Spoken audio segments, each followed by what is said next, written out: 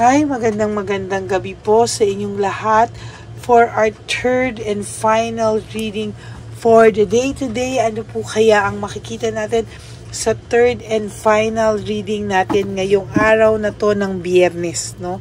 So, tingnan po natin kung ano po ang makikita natin sa third and final reading ngayong araw na to.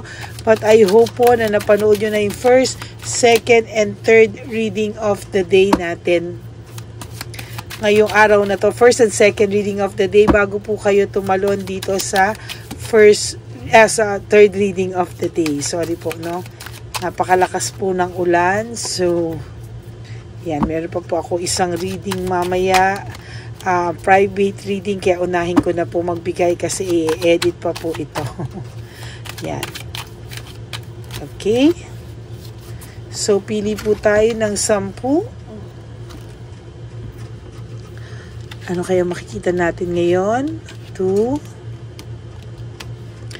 3, 4, 5, 6, 7, 8, 9, and 10.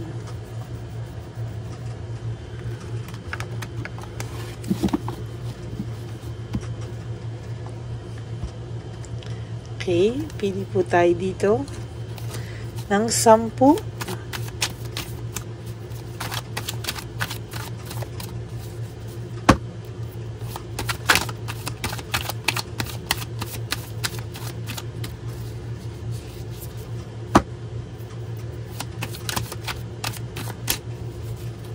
Ano po kaya makikita natin?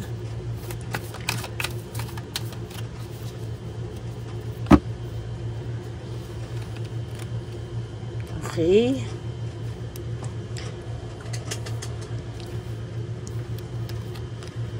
One, 2, 3, 4, 5, 6, 7, 8, 9, 10.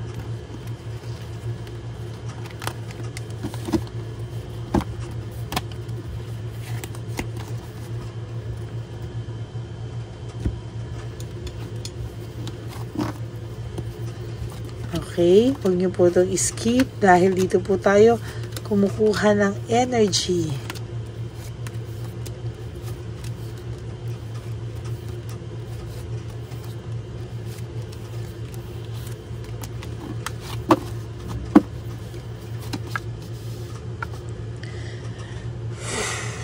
Dahil alam po niya na hindi pa ito ang tamang panahon at oras na kayo ay magkapatawaran at magkausap, no?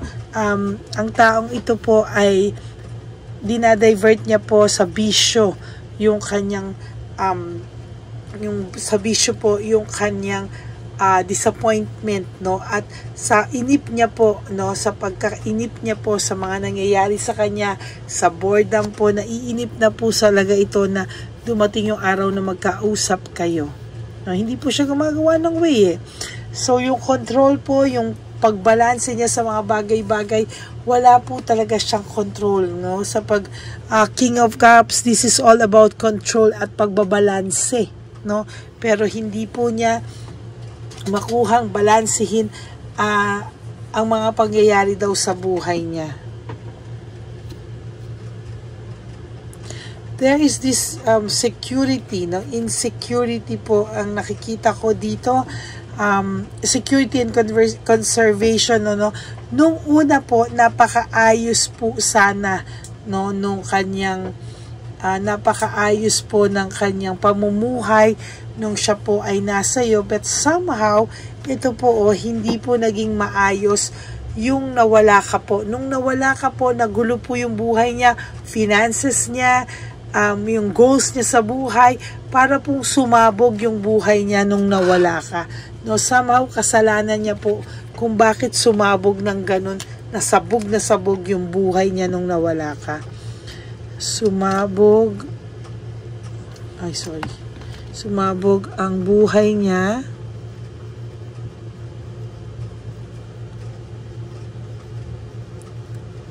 nung nawala ka. Somehow, ito po isa sa mga karma niya, no? Na sumabog yung buhay niya, nagkasabog-sabog yung buhay niya nung nawala ka po sa kanya, no? Somehow, hindi niya po alam kung paano niya ulit bubuin yung sarili niya dahil sa mga bagay na nangyari, no? Dati napaka-komportable po ng buhay niya and somehow, hindi niya po alam saan ang galing na bigla na lang siyang nagkaganito. Maling-mali raw po yung mga desisyon niyang ginawa sa buhay na nag-create po sa kanya at nagdala sa kanya sa loneliness and isolation. Ibig niya po sabihin, pinaliit niya po yung mundo niya, no? Lalo niya pong pinaliit yung mundo niya sa nangyayari pong ito sa buhay niya. Samantalang ikaw po ay may victory and success sa buhay mo, no? Naiisip mo po ngayon na somehow mag-adjust na po or mag-recover na po dito, no? Win at all cost, gusto niya pa rin pong pakita sa iyo na kahit ano pang mangyari ay nananalo daw po siya sa buhay, no? Na somehow gusto niyang ipakita sa iyo na hindi siya natalo kahit nawala ka, pero deep inside sabog na sabog po siya. Physically, mentally, spiritually, emotionally, lahat po, no? Mentally, talaga pong sabog na sabog po ang pagkatao nito ngayon. Ayan, no? Tingnan mo po, there's no direction at all. Very unpredictable. Sa totoo lang po, no? Walang direksyon ang buhay niya ngayon, no? Happy memories, healing. Iniisip niya po na nung time na masaya kayo, time na kayo pa, ay may direction po yung buhay niya. Samantala ngayon po, parang naglaho ng parang bula at talagang isipan na lang niya po natitira yung happy memories niyo o yung ala-ala niyo. Naiisip niya po lahat ng teamwork niyo, pagtutulungan niyo, support sa isa't isa ay hindi po nawala nung time na kayo po ay magkasama, magkarelasyon. Somehow you are a happy couple. Naging stagnant lang daw po kasi yung relationship nyo nung bandang huli, no? Talagang naging stagnant na po, no? There is this willpower and inspiration and desire. Gusto po nitong lumaban sana, no? Gusto niya ipaglaban kung ano pa yung nakikita niyang tama, pero wala na po siyang mukhang maiharap pa sa'yo. Sa totoo lang, dahil sa pag-iwan niya sa'yo, leaving home, moving forward, nagdesisyon po siyang humayo at lumayo sa'yo. Kaya ngayon, hindi po siya makabalik sa'yo. Kahit na sabog po yung buhay niya. Kahit po ito ay may current relationship, sabog po pati ang relasyon niya dito. Hindi niya lang po gustong ipakita, hindi niya lang po gustong ipahalata, pero somehow, ayan, no, ang gulo-gulo po ng buhay niya. Work without result po, no? Knight of Coins in reverse. Talaga pong wala pong nangyayari sa buhay nito ngayon, no?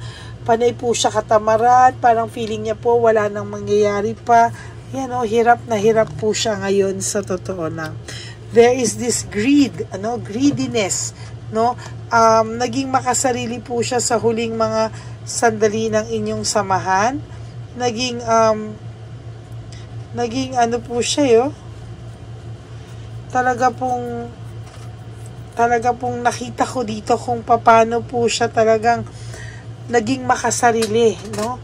Talagang naging makasarili po siya, and somehow pinagsisihan niya po to deep inside, no? Because of too much pride and ego, no? Doon lang po talaga niya doon niya po talaga na nawala na po talaga sa kanya yung no? Yung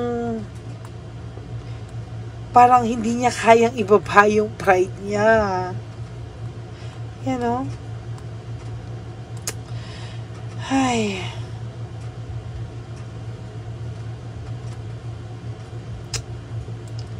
Talagang sa nakita ko po dito, somehow ay masaklap po yung pinagdadaanan nito. Kaya minsan nagigising ka ng madaling araw, hindi to nakakatulog, naiisip ka po niyan, no? Sobra ka po niyang naiisip. And so far, ayan, no? Ayan, no? Grabe.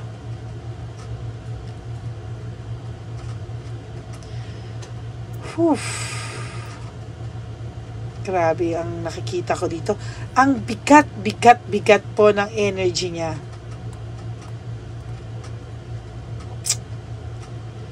Ay, nako.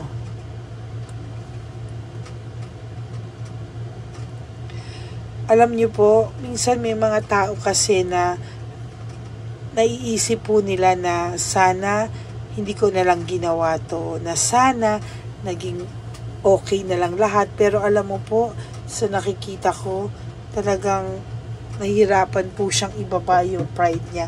Hindi niya po kayang ibaba yung pride niya. Pero talagang hirap na po ang taong to. Makasarili pa po yan, no? Talaga, no? Yan, nawalan siya talaga ng balance. Disorganized, very disorganized and overwhelmed po siya sa mga bagay-bagay sa pangyayari sa buhay nito, no? Pati po sa trabaho, kung may trabaho man to o kung wala man tong trabaho, kahit ano pa pong gawin niya to, nasa isip ka po ng taong ito, no? Talagang hindi ka po nawawala sa isipan nito at talaga pong sasabihin ko sa'yo, gulong-gulo po siya, no? Pinipilit niya lang pong labanan, pinipilit niya pong tumayo sa kanyang sariling mga paa, pinipilit niya pong lumaban, pero hindi po siya makalaban-laban, no? There is this, dati po naging mabuti ka dito, kung mag-share ka, wagas, kung magmahal ka, wagas, lahat po ay wagas, no? Ang pag-ibig mo po, suporta mo dito, pag-aalaga mo po, all out, hanggang kamag-anakan nito umabot, no? Pero anong ginawa sa'yo, no? High level of scrutiny, lahat ng sakit na matindi ay dinanas mo sa taong ito because of too much impulsiveness po, no? Naging impulsive po ito sobra at hindi niya na po alam bakit niya po nagawa ito. Sa totoo lang, hanggang ngayon po ay siya po mismo ay nahihirapan mag-isip kung ano po ang kanyang gagawing mga moves para maayos at maging buo ulit po, no? Katulad ng mga pinapalabas niya po o pagpe-pretend niya na okay siya, but the truth is sabog na sabog ang buhay nito nung nawala ka.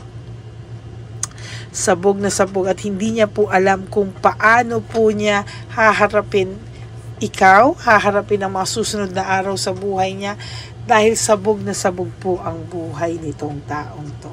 So that's it for your third and final reading of the day.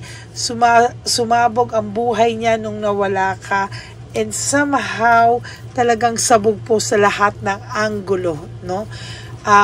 Kung gusto niyo pong makita if this reading is for you, you may message me po at Ladyly Elena, that's Ladyly Elena. Nasa dulo lang po yan ng ating video.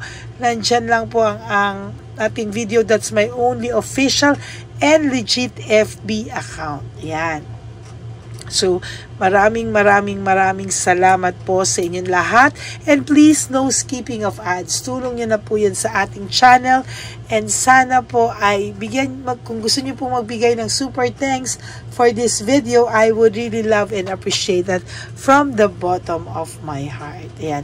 Sa lahat naman po ng ever solid and loyal na Lady Elena friends, family, and subscribers, I love you all from the bottom of my heart. Really, kahit nasang lupalo po ako ng daigdig, I will make sure po na bibigyan ko po kayo ng reading of the day. Sometimes, first and second reading lang, pero pag kaya naman po, umaabot hanggang third reading. But I hope na napanood nyo na po yung first and second reading bago po kayo tumawid dito sa third and final reading of the day. Okay? So, sinasabi ko nga po sa inyo, sa aking mga friends, family, and subscribers na life is really too short, no? So, don't make it shorter po by stressing yourself from all the pains and the heartaches na binigay sa inyo na kahapon. Just surrender everything to the divine universe and simply let go and let God write your life and love story. I will be back for another set of reading for our first reading for tomorrow. Medyo malilate lang po ako ng konti because sunod-sunod po yung private reading ko for tomorrow. But I will make sure within the day po, you will get my first, second, and third reading of the day tomorrow. Okay? So maraming salamat po sa inyo. Ang payo ko rin po sa inyo is just to live one day at a time. No? Huwag po kayong mamblema sa mga susunod na okasyon, like may birthday ako, birthday na niya, anniversary na namin, Pasko, bagong taon, Valentine's, Happy Three Kings, Happy Thanksgiving, lahat na po. Huwag nyo po yang isipin. No? Just focus on today. Yung gigising ka at matutulog ka na nakasurvive ka po sa araw na ito. At mas magandang mag-survive ka nang hindi mo na po siya iisipin or i-divert mo po yung oras at yung isip mo sa iba. Okay? So, yan lang po ang ating third and final reading of the day. I hope na napanood nyo na po ang lahat, first to third ngayong reading na ito. At I hope na nakatulong at nakaresonate po ito lahat sa inyo. Okay? So, ano pa po ba yung mabilin ko sa inyo na sabi ko nga po sa inyo, huwag kayong malungkot, have a happy heart everyone. At hindi po lahat ng makikita natin sa mundo ay perfect, no? Talagang makakakilala po talaga tayo ng tao na tatatak sa atin. At it may be a good tatak or a bad tatak, pero may reason po ang bawat taong dumarating sa buhay nating lahat. Okay?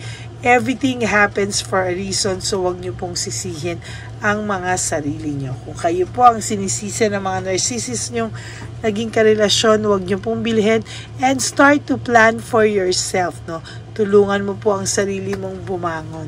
Okay? So, God bless you all. I love you all. Good night. And I will give you another set of reading tomorrow. Yan. So, wag po kayong mawawala. Wag kayong maiinip. Ang pangako ko po sa inyo ay bibigyan ko po kayo ng first reading of the day. Pero bago po yan, tayo po muna ay magpahinga. At good vibes lang po tayo dito. Kaya, sa mga bad vibes, nako, tanggalin nyo po yan sa sarili nyo at stress lang po yan sa buhay nating lahat. Okay? God bless you everyone. Maging masaya po tayo. Be a better person, not a bitter person. Okay? God bless you. I love you all. Bye!